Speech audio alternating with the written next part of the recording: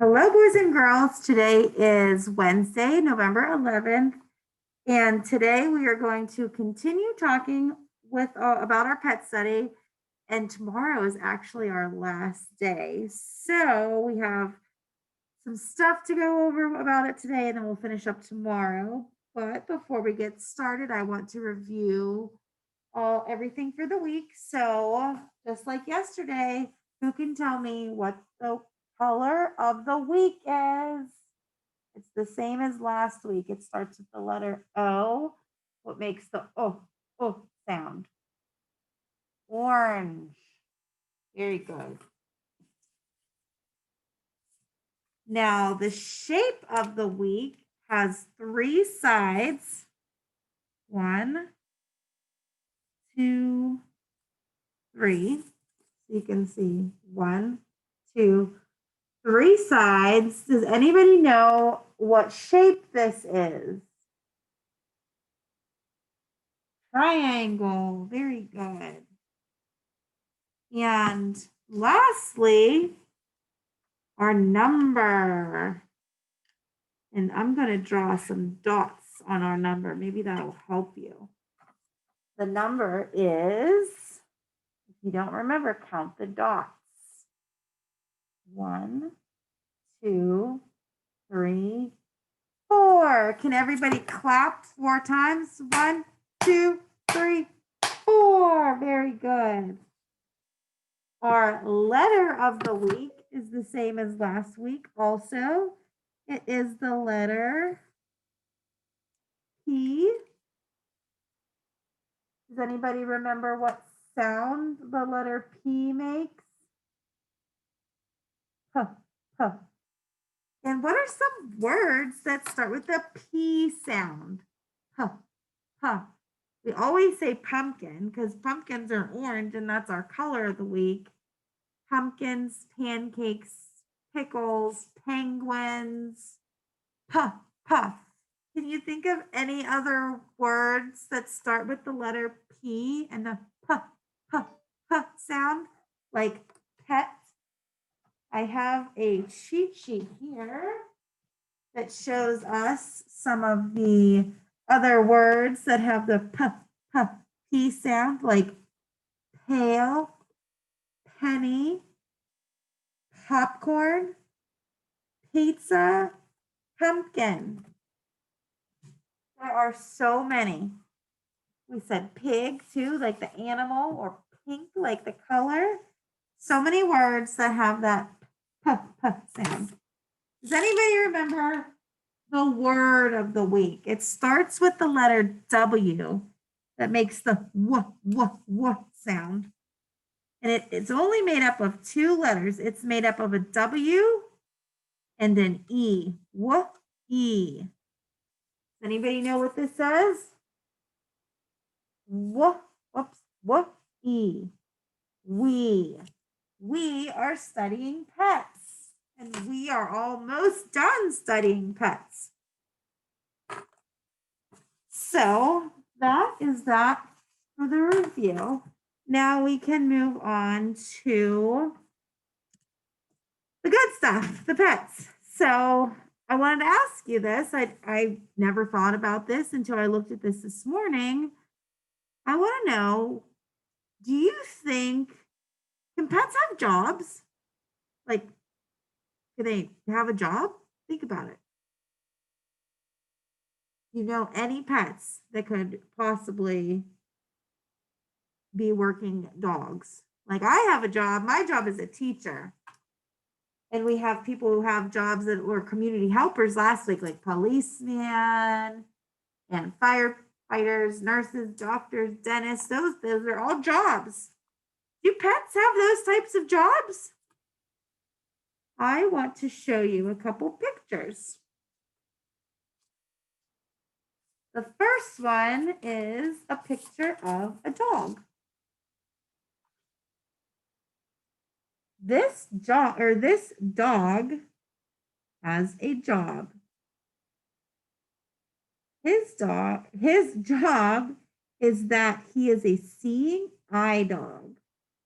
So that means that he works for somebody like this who their eyes don't work. Remember we talked about our senses and their eyes don't work. They're blind.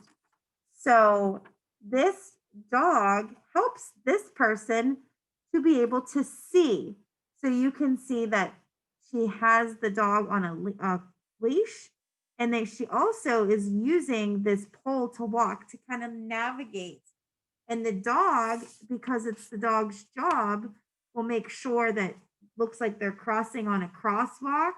So the dog will look both ways before crossing because she cannot do that.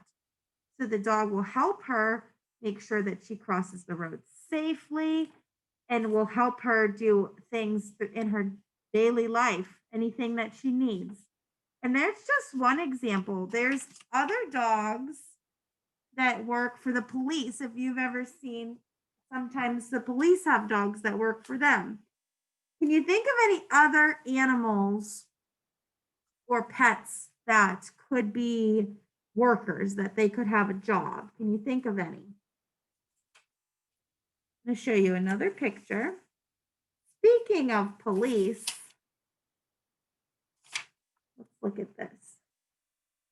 There are two police, and it doesn't look like they're in a cop car. It looks like they're riding on horses. So these types of horses are also service dogs.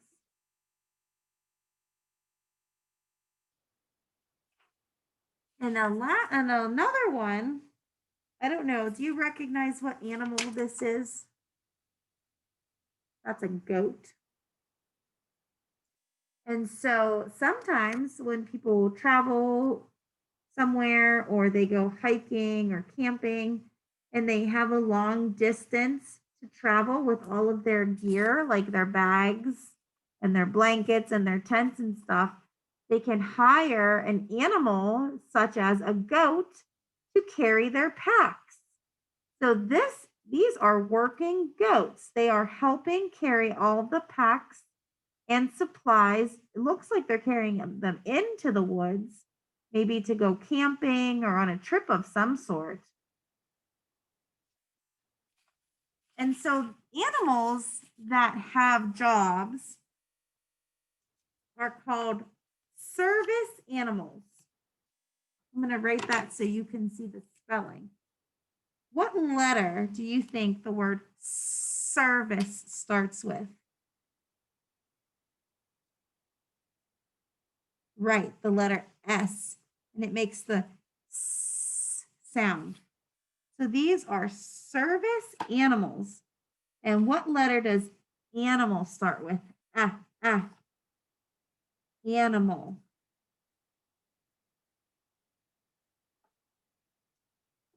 Show you how to spell it. So it's service animal. Service animal. The service animal is an animal that has a job to help people. So just like this one picture that I showed you, this is a service animal and they are helping the police officers in large crowds. So they're sitting up really high above everybody because they're sitting up on those big horses. Look, they're even bigger than the cars. And that way they can see much farther and they can see everything around them. And we said that this dog is helping this person because it is giving this person help with their vision because they can't see. So I have a book. I'm going to share my screen with you. And I'm not going to turn the volume on because I want to do like a picture walk with you. So let me switch my screen real quick. Blow this up. And so with this book, if I had a hard copy, it would be a lot easier, but I couldn't really find one. And I'm going to tell you the title. The title, if you can see my mouse, it starts with A, Animals Work. And so I just kind of want to walk through this book with you to kind of see what we think is going on here. So turn your ears up. Well, I guess not your ears because we're not going to be listening. We're just going to be looking with the pictures. Whoops. By 10 Lou. Let me turn the volume down there. Okay. Animals Work is what it's called. So we want to try to figure out. So this page here looks like a bunch of dogs. And we know that the book is called Animals Work, but I wonder what these dogs are doing. It kind of looks like they're out in a field somewhere. What do you think they could be doing?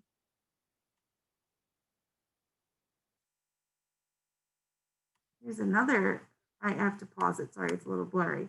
So here's another one. It looks like we have some cows and a horse, and there's a man riding the horse. I wonder if this horse is working. I wonder what it's doing. That's kind of a crazy job. Let's see what's going on in the next page.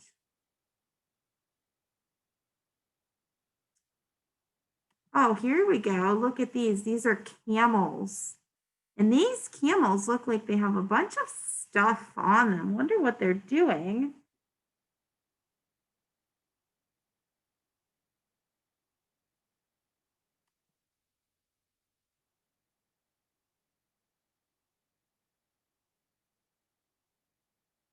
And this is a donkey. It looks like it's carrying some stuff too.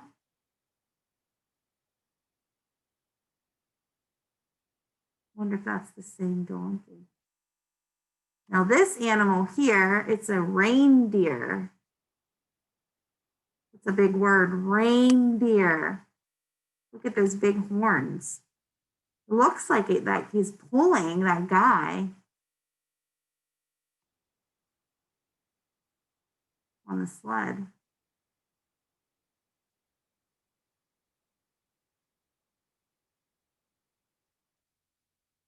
What is this? A goat? What is that goat doing? What do you think that goat's doing? Looks like there's a wagon of hay and a bunny in the back.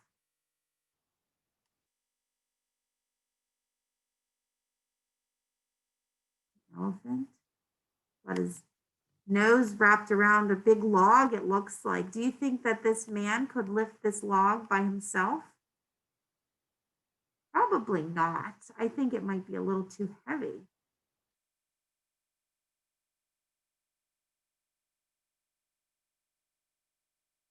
Looks like some sheep. Not sure what they're doing. Llamas. Looks like they're just kind of standing in the field. I don't know what they're doing. Oh, there's a little boy with the cat. Now I wonder what this cat's job is.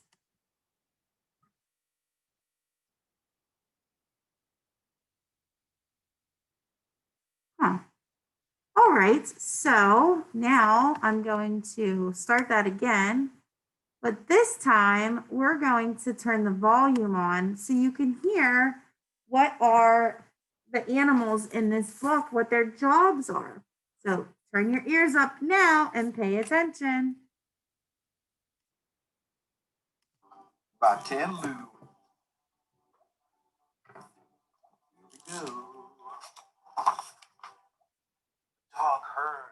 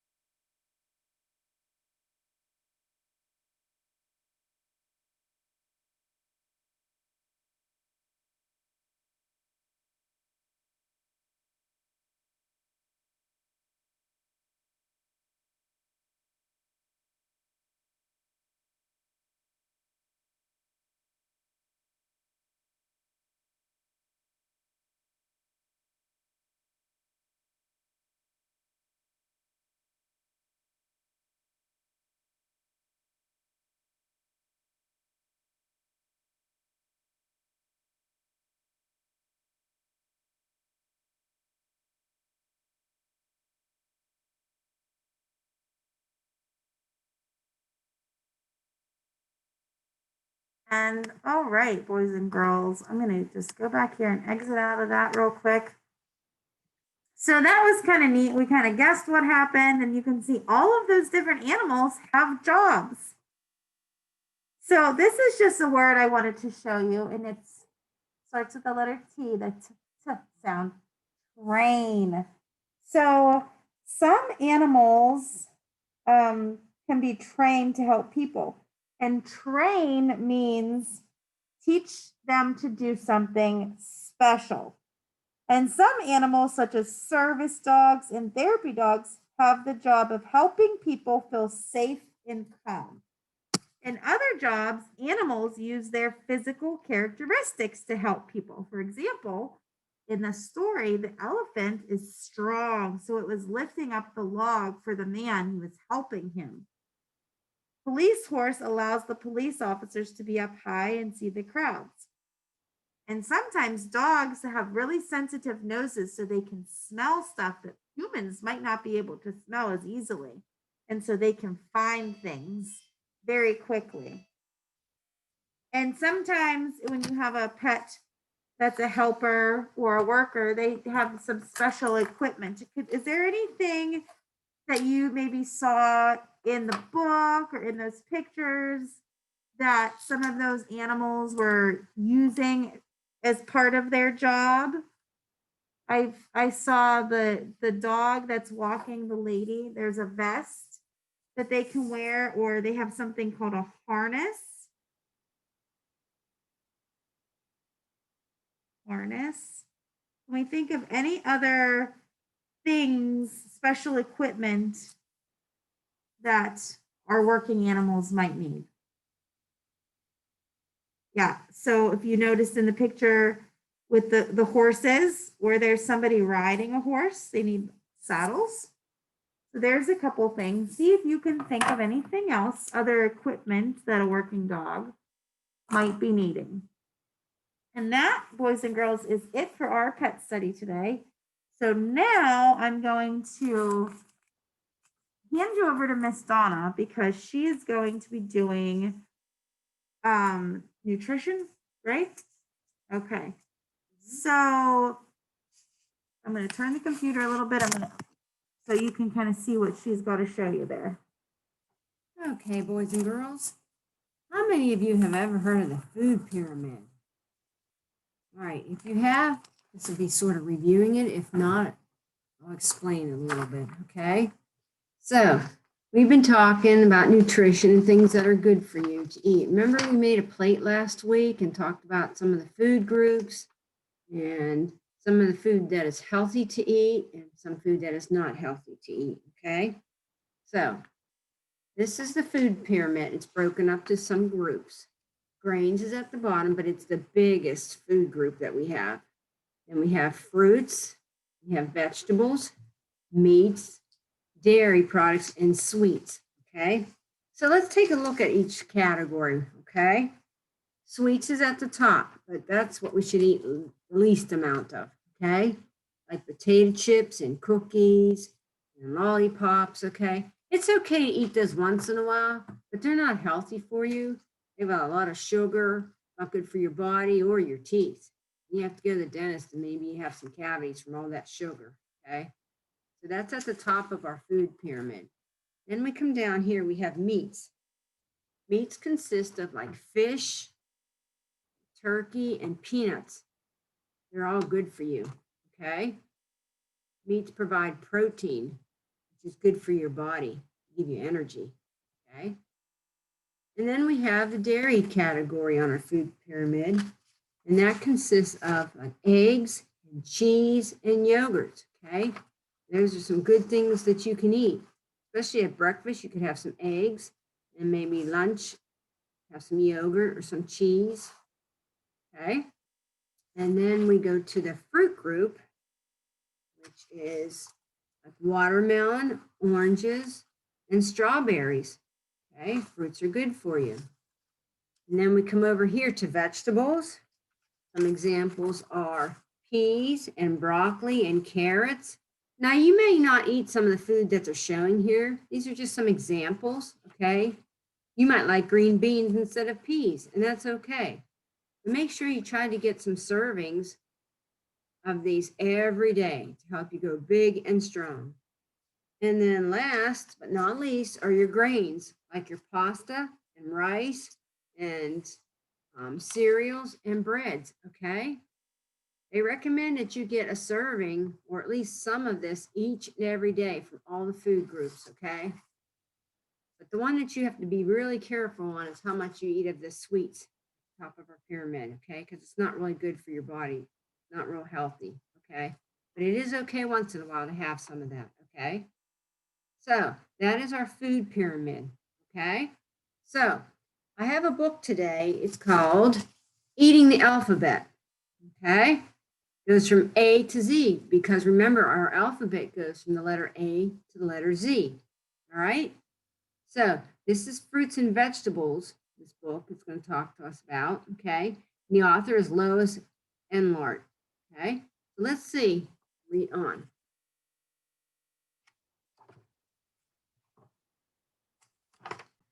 All right, so let's read, see what this book is going to tell us, okay?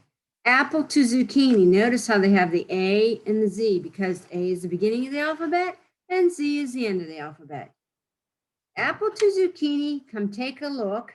Start eating your way through this alphabet book. Oh my goodness, listen, there's some rhyming words. Look and book, okay? All right, let's read on. This is the letter A. A makes the sound, as in apricot and artichoke, okay? Avocado, apple, and asparagus. Now, some of these you may have had before and some may not, okay? It's always good to try something new though, and then if you don't like it, well, then that's okay. Don't say you don't like it or ooh if you've never tried it because you never know until you try it, okay? That was for the letter A. The letter B makes the B sound, as in blueberry, Brussels sprouts, beans, and beets. We have broccoli and bananas, okay? So those are good for your body. Next comes the letter C in our alphabet. C makes the K sound, as in currants. Those are not real popular. I know I haven't eaten many of those for the years. Cucumber, corn. I love corn in the cob in the summertime. We have cabbage, we have cherries and carrots and cauliflower. Now they're showing you a mix of vegetables and fruits. Okay. And what comes after the letter C is D. D makes the D sound, as in date. Okay. Then we have E, which is a sound, as in endive. It's sort of like a lettuce. You may have had it in a salad. Okay. We have eggplant, eggplant, and we have fig. Okay. Have you ever eaten a fig Newton? Because there's figs in the middle of that little cookie. Even though really the cookie's not good for you, that's a sweet, but the fig part of it would be nutritious for you. Okay. Then comes after the letter F is G. G makes the G sound, okay, as in gooseberries.